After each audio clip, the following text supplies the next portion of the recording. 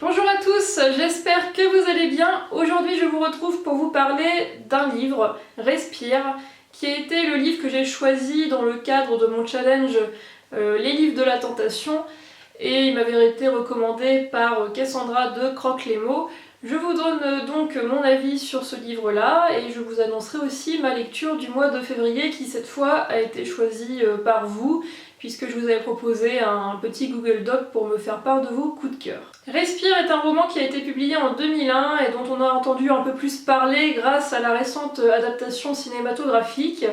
Il est question en effet d'un roman assez court, mais percutant, surtout quand on sait que l'auteur l'a écrit à 17 ans. Globalement, je l'ai plutôt bien apprécié, mais je suis quand même assez loin du coup de cœur.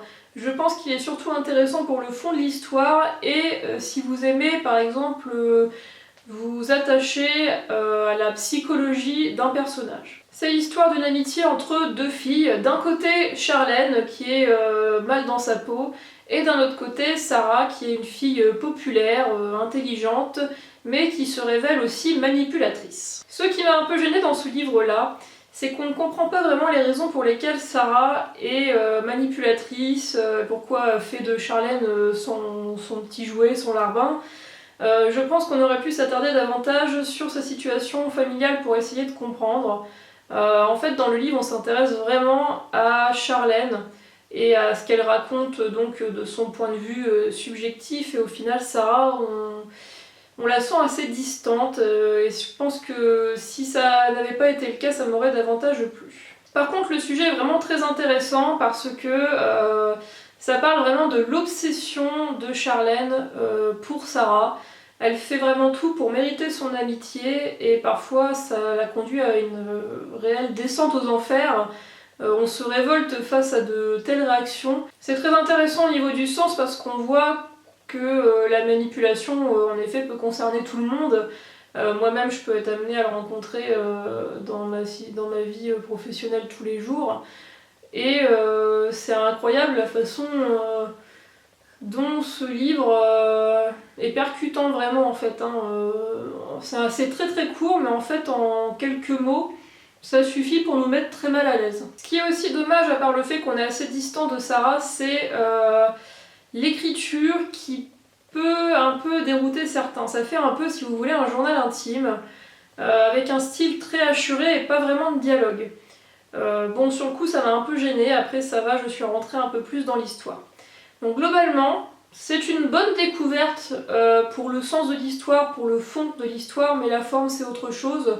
C'est globalement une bonne lecture, je vous la recommande, donc si ce que j'en ai dit vous a plu. Et je passe tout de suite à la deuxième partie de la vidéo qui va concerner le livre que je vais lire pour le mois de février, qui est déjà bien entamé, hein, comme vous pouvez le voir.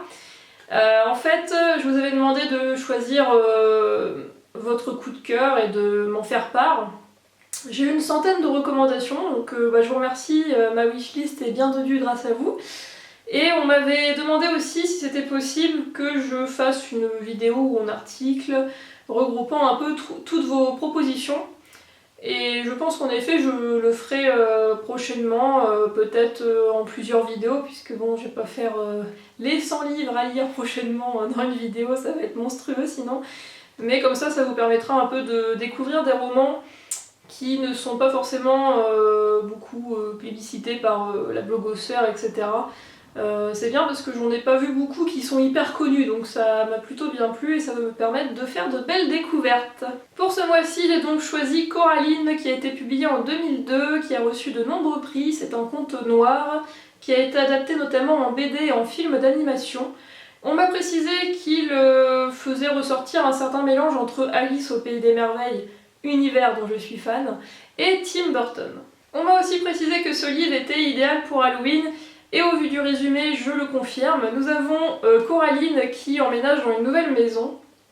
Elle va ouvrir une porte condamnée et découvrir la maison pratiquement à l'identique, avec des parents pratiquement identiques aux siens. Un peu étrange quand même, hein.